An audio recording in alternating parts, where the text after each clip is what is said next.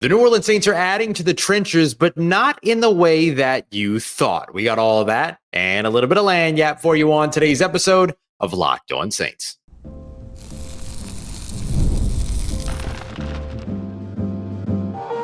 You are Locked On Saints, your daily New Orleans Saints podcast.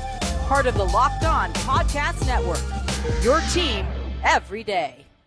What is good, Who Dat Nation and Who Dat family? I am your host, your friend, Ross Jackson, New Orleans native, your New Orleans Saints expert and credentialed member of the media covering those New Orleans Saints as the Saints beat writer over at LouisianaSports.net. You can also find me as the Saints analyst over at WWL TV. And on today's episode of Locked On Saints, New Orleans Saints have laid out their practice squad. We'll break down the impact players and the surprise omissions from the practice squad and give you updates from Wednesday's practice as well. We're going to take a look at the claiming off of waivers of Kene Nwangwu, the fantastic return specialist that could pack a punch for the New Orleans Saints. And we're going to kick everything off with the Saints' newest acquisition, trading to bolster their trenches, but over on the defensive side, not the offensive side. So it's John Ridgeway, the defensive tackle. What does he bring to the team?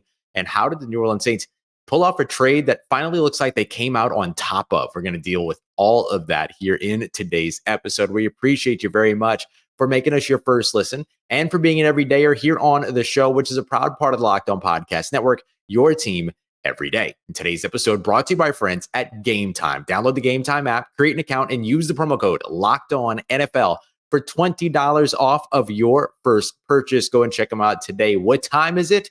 It's game time.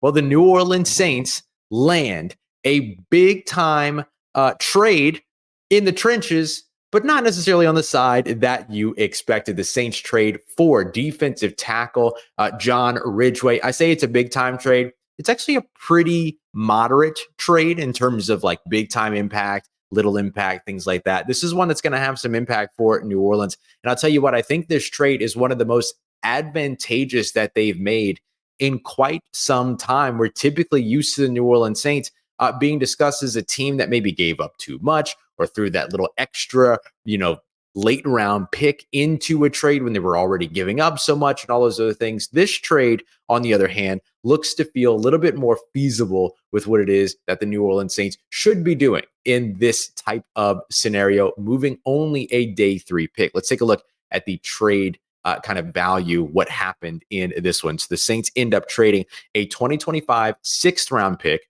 to the Washington Commanders for John Ridgeway III.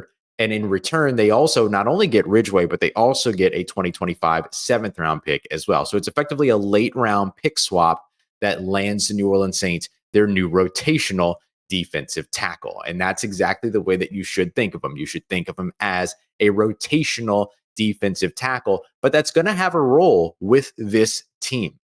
Look, this is reasonable compensation for a player that's going to be able to help you out big time on your defensive interior. 6'5", 320 plus pounds, a run stopper with a little bit of pass rush ability, all those things. But with the Saints right now, dealing with an injury to one of their starting defensive tackles who typically plays their sort of interior of the interior, that nose tackle to 3 tech kind of, or nose tackle to 1 tech kind of role. He's a player with Saunders being out that hurts the Saints quite a bit over in their run stopping and run defense, where they ranked number 22 in the NFL last year. Ridgeway gives the Saints an additional rotational piece, along with, of course, rookie Christian Boyd to help them out there. And then, of course, they have Brian Brzee and Nathan Shepard, who add a little bit more of the pass rush side from the interior defensive line. Before we continue on talking about the impact of Ridgeway, let's turn ourselves over real quick to the Locked On Commanders expert, David Harrison, to hear what he has to say Saints fans and the New Orleans Saints are getting in John Ridgeway III. This is David Harrison of the Locked On Commanders podcast, and from covering John Ridgeway over the past 2 seasons with the Washington Commanders, I think the best way I can put it to New Orleans Saints fans who are wondering what their team is getting in this defensive tackle is you're getting a guy who is good at everything you ask him to do, not bad at anything you ask him to do, but he's also not great at any one thing. I think the best skill set that he has being a really big dude on the interior of the defensive line, great run stopper. I think he does have a little bit of underrated pass rush ability, but I wouldn't expect him to come in there and become the New Orleans Saints version of Aaron Donald or anything like that. As far as end of training camp, end of preseason trades are concerned, I think New Orleans Saints went out and found a really solid guy, someone that we thought here in Washington might have a chance to make the active roster. Of course, he was cut by the Dallas Cowboys after being drafted in the fifth round of the 2022 NFL draft. Dan Quinn and Joe Witt Jr. were coordinators and coaches there at that time. Now they're coaches and coordinators here with the Washington Commanders. And again, moving on from John Ridgeway, but this time they're doing it via trade, getting something back for him instead of waiving him and allowing a division opponent to scoop him up. So I think the New Orleans Saints getting a solid player, solid depth player, role player for their roster. And hey, at the end of August, I think that's the best thing you can ask for. That is indeed the best that you can ask for at this point in the offseason. You get that rotational piece that you want. Dennis Allen in his press conference following New Orleans Saints practice on Wednesday, mentioning that defensive tackle was a spot that they were looking at addressing even regardless of or notwithstanding the Khalen Saunders injury. They wanted to add somebody else there, whether it be at the active roster or the practice squad. This move effectively, forgive the phrase, but kills two birds with one stone. You get John Ridgeway to your active roster, and then they moved Kendall Vickers, who had originally made the 53-man roster, over to their practice squad. So now they have a veteran practice squad defensive tackle as well. So this helps you populate that space, helps you make sure that you have the rotational pieces that you're going to need in the early goings of the 2024 season and additional rotational pieces throughout the rest. What kind of player is John Ridgeway? Well, he describes himself as a violent player when he was on air with 105.3 The Fan when he was originally drafted by the Dallas Cowboys. He said something to the effect of, I'm ready to go out there and break some necks. And if I can't break some necks, then I'm going to at least go out there, try to make a strong tackle, make a big play, and get the crowd fired up. He's somebody that has consistently been sort of touted for his hustle, somebody that has been consistently touted for his motor, and safe to say, he feels like a perfect fit for the New Orleans Saints and what it is that they're looking for, especially when it comes to their scheme, when it comes to their focus on effort, drive, motor, all of that. And of course, when it comes to their need when it comes to the run game as well. Finally, General Manager Adam Peters was asked about the trade, and that's the Commanders general manager. And he mentioned that he felt like this was a really good opportunity for Ridgeway, and actually that it put him in a system that could utilize him to a better fit than the situation that he was in over in Washington. 32 games played, racked up 55 combined tackles over the course of that time, 29 run stops. A dude is going to be able to contribute when it comes to the run game. But here's the thing. He's only got to be good. Just like David Harrison said, he's good, not great. That's cool. That is great. That's all that he needs to be. He's got to be good along with Christian Boyd, kind of pick up some extra snaps in comparison to the less than 20 per game that he was getting over in Washington, and contribute to a run game that is looking to take some steps forward. We've seen the New Orleans Saints have a concerted effort on their front seven. Chase Young, Willie Gay Jr., drafting Christian Boyd, now trading for John Ridgeway III. This shows you exactly where it is that the New Orleans Saints have continued to put a focus all offseason so far. They want to get better as a run defense team. They want to get better as a pass rush. Every one of these moves helps them in one, if not both, of those areas, John Ridgeway included. So I love this move for the New Orleans Saints. It's simple. It's not over the top. They didn't overspend. It's a reasonable move to help build up your defensive interior. Coming up next, New Orleans Saints also made a move over on the offensive side, claiming running back and return specialist Kene Nwangwu from the Minnesota Vikings off of waivers. How will he contribute? Well, let's just say that Darren Rizzi is celebrating right now. We got that coming up for you as we continue on with today's episode of Locked On Saints, part of Locked On Podcast Network, your team every day. This episode of Locked On Saints brought to you by our friends at 5 Hour Energy. Look, I'm a coffee guy, all right? Wake up in the morning, first thing, second thing, third thing, fourth thing, sometimes fifth thing, coffee.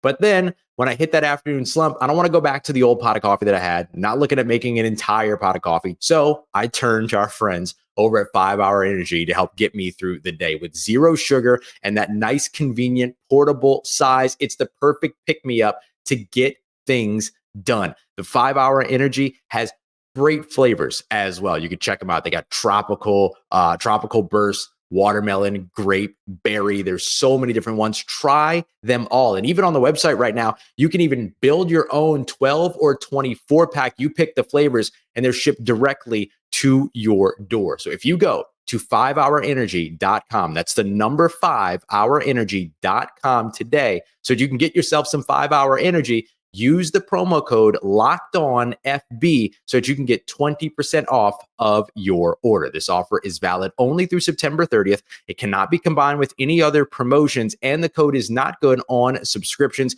Go to 5hourenergy.com today.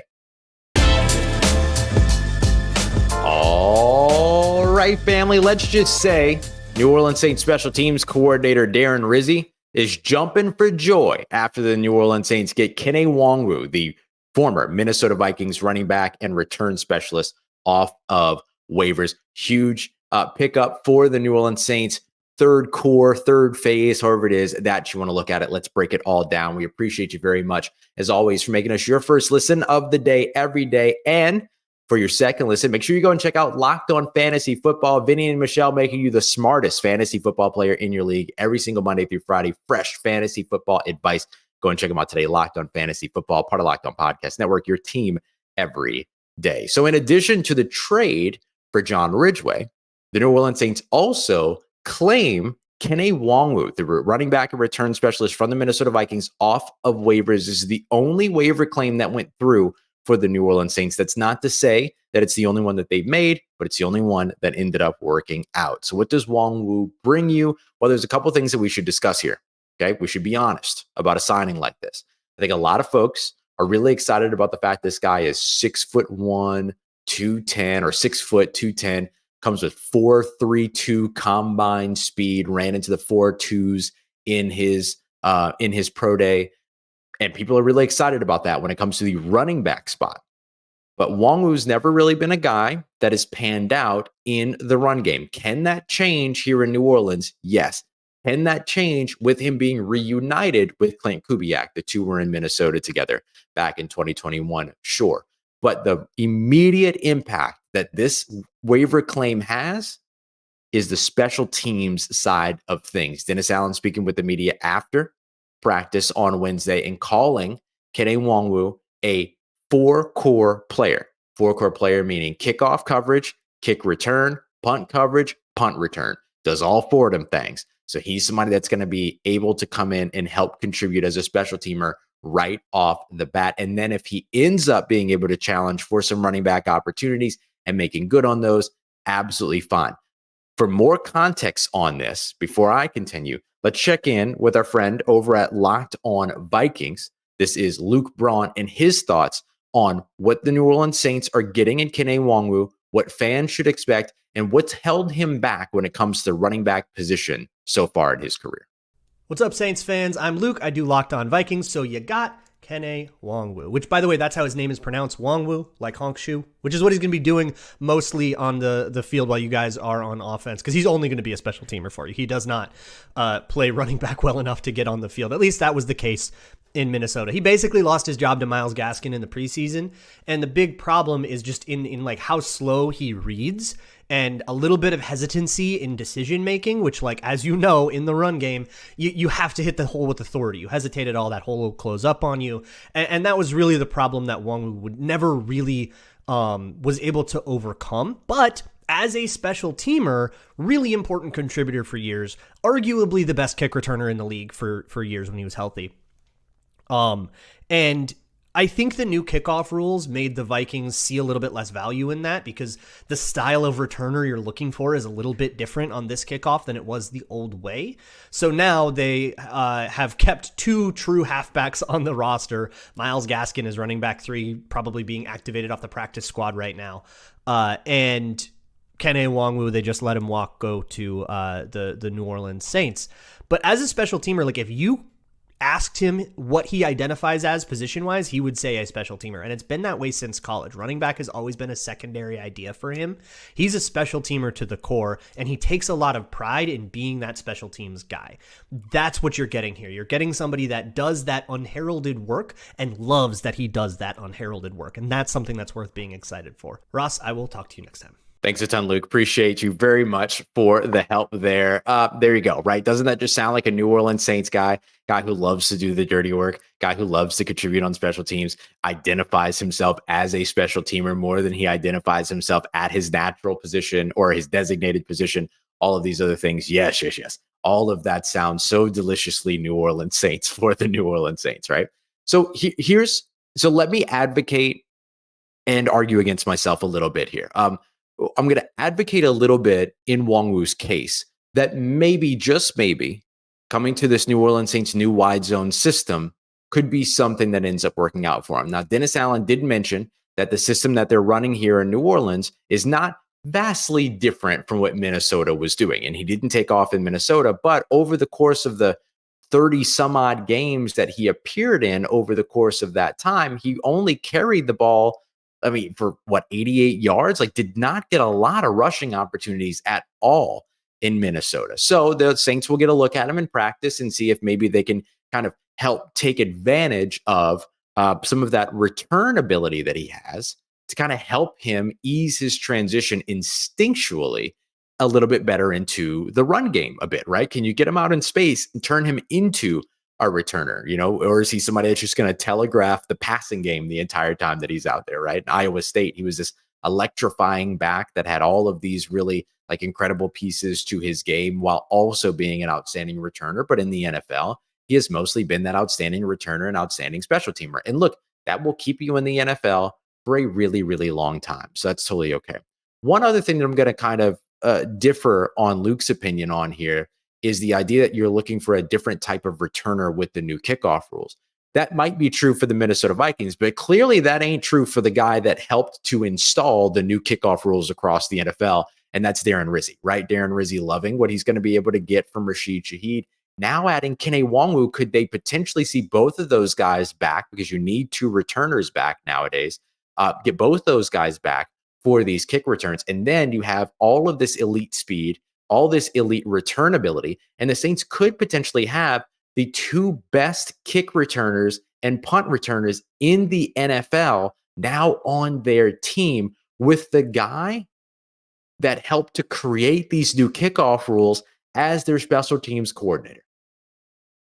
That seems like a pretty good deal to me if I'm the New Orleans Saints. So it's clear, right, why they went ahead and slapped that waiver claim down to make sure that they were able to get Nwangwu here to New Orleans. So I think it's going to be pretty exciting to see what these guys are able to do. Will he stay on the roster? Will he make the will he continue on the roster? All that remains to be seen. And look, the Saints will have to have some type of a corresponding move with this, right? When they traded for John Ridgeway III, they moved Kendall Vickers down over to their practice squad, but haven't seen the move yet that corresponds with the acquisition of Kene Nwangwu, which would put them at 54. So expect someone or something to shake loose from this roster here over the course of the next 10 hours, 12 hours or so, if it hasn't by the time that you're watching or listening to this. But I do think that Nwangwu will end up contributing for this New Orleans Saints team. It just might not actually be on the offensive side, but I do think that this wide zone system, the focus on getting players out in space, all of that could potentially elevate some of the things that Nwangwu does in the return game and make it cashable, if you will, in the run game. But we'll see if they're able to sharpen some of those instincts and create some of that patience and vision that he so apparently lacked in his time in Minnesota. But look, anytime you can get a second team All-Pro returner to go with your first team All-Pro returner, you'll take that. And I think that even if this guy does nothing but special teams for New Orleans, they're going to be in good shape and they're going to be very, very happy with that. All right, coming up next, the New Orleans Saints were back at practice. So I'll update you on who was there, who wasn't, and they filled out their practice squad. Let's hit the highlights and the curious omissions from the practice squad for the New Orleans Saints next, as we continue on with today's episode of Locked On Saints, part of Locked On Podcast Network, your team every day. Today's episode of Locked On Saints brought to you by friends at Game Time. Game Time is my favorite app when it comes to buying tickets, especially for me. I'm a last-minute ticket buyer. I like to see what's going on when I'm out of town. I'm visiting my parents out of town right now. Might see what's on and popping here in Arkansas. Is there anything on and popping in Arkansas? There used to be. We'll see if there still is. But I'm definitely checking the Game Time app to see what's going on around here and figuring out if there's anything that I can, go and check out that I wouldn't get the opportunity to experience otherwise because of all those ridiculous ticket prices everywhere else. With Game Time, it's all affordable, whether I'm booking months in advance or moments in advance. That's why I love it. So make sure you go and check them out today. Download the Game Time app, create an account, and use the promo code LOCKEDONNFL for $20 off of your first purchase. Terms apply. Again, create an account and make sure you redeem that code LOCKEDONNFL for $20 off of your first purchase. Download Game Time today. What time is it? Game time. Let's get it. Who Dat Nation? The New Orleans Saints filled out their practice squad, and dare I say, everything went just about perfectly for them, as a lot of the players that they wanted on their practice squad cleared waivers and returned straight to New Orleans, if they even left at all. We appreciate you very much for being here. Don't forget, we'll be back with you with another episode bright and early tomorrow morning, making sure you're all covered with any of the latest transactions that could potentially be going on. This roster is going to continue to move, manipulate, move around, all that good stuff over the course of the next couple of weeks, really. But, you're going to see some of those big moves here over the course of the next couple of days still. So we'll be keeping an eye out on that. And of course, I'll keep you up to date with everything going on in practice as well. But let's start off with the practice squad standouts, the guys that you're almost guaranteed to see in a game over the course of the 2024 season. Remember, any of these guys that are on the practice squad can be elevated as a standard game day elevation for 3 games before they have to be signed to the active roster or released, or they have to just kind of stay on the practice squad in any case, but they wouldn't be able to be elevated anymore. So there are players that will end up seeing playing time for the New Orleans Saints, even though they're not on the active roster, and instead they're on the practice squad. So the first name that pops up is one of the first names that we heard, thanks to Nick Underhill over at New Orleans South Football, that the Saints brought back to their practice squad. And it was the player that it was one of the players, let me say it that way, that made the most sense. That was safety Jonathan Abram. Someone got super mad at me the other day for talking about Jonathan Abram. I don't get it. But if you watch the last 2 games of the season, the Saints loved what he did next to Tyrann Mathieu. It's why it was such a shock that he was released in the first place. But he is back on the practice squad. This is basically the exact same thing that happened with him last year. And by the end of the season, he was on the active roster. So we'll see how long it takes for him to actually get to the active roster, if at all. But you have to imagine he's somebody that's going to be elevated and utilized as a practice squad member if he remains kind of in that area right before moving over to the active roster at some point. Like we said, the roster is going to continue to shake around. It's just going to continue to move around over the course of the next little bit, but we'll see what the actual sort of avenue to the playing field for Jonathan Abram. We'll see what that actually will be. Another guy, offensive lineman Kyle Hergel. This was the undrafted free agent that really, really stood out, played some center for the team, played some left guard for the team, even moved into some first team left guard snaps towards the end of training camp. Looked really good, was a heck of a blocker, was maybe my second favorite player to watch in that final preseason game. While Jacob Kibodi was running all over the place, Kyle Hergel was just road grading all the way through. Those two actually had a connection as well, because they spent some time together at one of the offseason all-star games before going into their draft process. So pretty cool that they ended up back on the same team. And actually, I'll throw Jacob Kibodi into this conversation as well, because he was next to my list, the UL running back, the Raging Cajun, who scored 2 touchdowns in his final preseason game, but didn't make the roster, back on the practice squad, just as we imagined. So both of those guys, Kyle Hergel, as well as Jacob Kibodi, I could easily see seeing some standard game day elevations, especially if there's injuries to the running back spot, which, look, that happens, right? Especially at that position.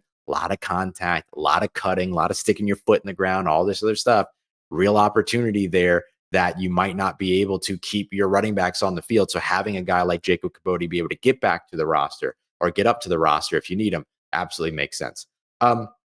Sticking with the offense, Equanimeous St. Brown, I think, is another guy that could potentially get some call-ups. The Saints keeping 6 wide receivers on their roster. What's going to be really interesting is to see if any of those 6 wide receivers, well, first of all, if they keep 6, right? Remember, there's got to be that other move to get Kene Nwangwu kind of, on the roster and all, compliant with the NFL's roster limits and all those other things. Could Mason Tipton be the guy that gets moved on from, or somebody else on this team? Like, we'll have to see exactly where that all goes. But Equanimous St. Brown could be elevated as an additional blocker, as an additional special teamer, and as an additional big body target in the red zone if you needed him, right? I think he kind of showed you all of those things in that final preseason game, and kind of turned it on a little bit towards the end of the season. He's still your 5th or 6th wide receiver, don't get me wrong, but somebody that can absolutely contribute to you. And then look, this is a highlight, even though we ideally will never see him at all throughout the season, and that is international kicker Charlie Smith. The reason why I say ideally we never see him is because you want him to develop. Let him stay on the practice squad and continue to develop. It's interesting because right now the Saints have 16 of 16 practice squad limits filled. If they wanted to, they could have brought Charlie Smith back on the roster exemption where he wouldn't take up a practice squad spot, but then you wouldn't be able to activate him or utilize him at any point. So interesting that it looks like the Saints put him directly onto the practice squad as opposed to making him a roster exemption. So we'll see where things go from there. Definitely something to watch, but great that the Saints were able to get him back. It seemed likely that he was going to make it through waivers. And in fact, I think every player that the Saints waived did indeed make it through waivers, if I'm not mistaken. So this is another year of, no, you can't let that player go. There's no way they make it through waivers. And then they like almost always make it through waivers. Here's another season of that. So Charlie Smith making it through, which makes sense, right? Very, very talented, but very, very raw. Only a couple years of kicking in American football, all those other things. Like that stuff is not, and 137-yard field goal in the preseason is not going to make teams go, that's the one that I want. You know what I mean? That's not going to happen. All right, a couple of omissions that I thought were really interesting. Samson Nakua not coming back to the roster. Now, that could go one way or another, right? Could be that the Saints didn't offer him. Could be that they offered. He said no. He wanted to see what else was out there. And then there's still the future. There's still opportunities and all that other stuff to see if maybe he ends up on the practice squad in the coming weeks. But as of right now, not on the practice squad. Similar situation with Marshon Charles, cornerback. This one was really interesting because a lot of the reports were speculating, and I heard the same thing, that if he cleared waivers, that he would be back on the practice squad. He is not back on the practice squad at the time that I'm recording this, but let's see how things shake out over the course of the next couple of days. But really, really interesting one because A, it felt like he was going to be there, right? Felt like he was going to be a shoe-in for the practice squad. B, he's already been with the team, enjoyed being back with them in this offseason. And then C, everything that we were understanding of was that if he cleared waivers, he'd be back. And so it's interesting to see him not back at the time that I'm recording this. We'll see if that changes. And then James Robinson. James Robinson's another one. I thought that he had a really, really impressive preseason, had a pretty impressive camp as well. Had a really nice final preseason game, just like Jacob Kibodi, just like Jordan Mims. But the Saints bring Jacob Kibodi back, not James Robinson. Pretty interesting there. So those are the three big omissions. I don't know if the Saints really lost in not bringing any of those guys back because they might be back at a later time. But it was just interesting to not see them there. A couple of names to watch on the practice squad. Kendall Vickers, the defensive tackle who we mentioned could potentially be helping out in terms of that rotation. And then tight end Michael Jacobson, who had a really rough third preseason game, but had a pretty strong camp. So definitely one to watch out for, especially debating and watching when it comes to Dallin Holker's health as they move forward. Although my understanding is that Dallin Holker is going to be ready to go for week 1 or is expected to be ready to go for week 1. So maybe that won't end up being a piece of the equation. By the way, it could be something different when it comes to Kene Nwangwu joining the roster. The Saints don't necessarily have to cut somebody. They could move somebody to injured reserve. So DeMarco Jackson could be a candidate for that. Jalen Ford could be a candidate for that. Not Isaiah Stallberg because he made the practice squad. But there are players that could make sense for. So that's another way that they could make that roster spot for Kene Nwangwu. All right, let's take a look real quick at our practice report. Good to see a few star players and big names back for the New Orleans Saints. Marshon, Lattimore, and Rashid Shaheed back at practice. Dennis Allen saying Marshon Lattimore was effectively limited for practice. We'll start getting practice reports next week. This is kind of the bonus week, Wednesday's practice and today's practice. They don't really have to give that kind of information. Rookie cornerback Kool-Aid McKinstry was reported to be back out there, as well as undrafted free agent rookie Mason Tipton out there also, which matches what we saw trending at the end of the preseason, or excuse me, at the end of those training camp practices. not seen today. No big surprises, or not seen Wednesday, rather. No big surprises. Defensive tackle Colin Saunders, tight end Dallin Holker, offensive lineman Nick Saldiveri, linebackers Isaiah Stallbird, DeMarco Jackson, as well as Jalen Ford, and then no Nico Lalos as well. So those are the folks that we didn't see, or that weren't seen out there, rather. And, just some names to keep an eye out on and all that. We'll really get to start taking attendance in earnest next week when it really, really matters. And like I said, even with Dallin Holker not participating this week, my understanding is that if there was a game this weekend, he could be back out there practicing. So things should be fine in terms of where he's headed. But as always, we'll see. All right. We appreciate you very much, as always, for making us your first listen of the day every day. Don't forget to go and check out Locked On Pelicans and Locked On LSU to keep track of what else is going on all around Locked On Louisiana. And we will see you again tomorrow morning. We appreciate you very much. As always, make it Locked On Saints a part of your day, part of your routine, for saying yes to me on the show. As always, if you see me, please say hi. And if you need anything else around your New Orleans Saints in between these episodes, make sure you follow me on your favorite social media at Ross Jackson, NOLA. Hit me up. Let me know how the family's doing, how you living. Let me know how your mom and them. And trust you, that nation. I'll holla at you.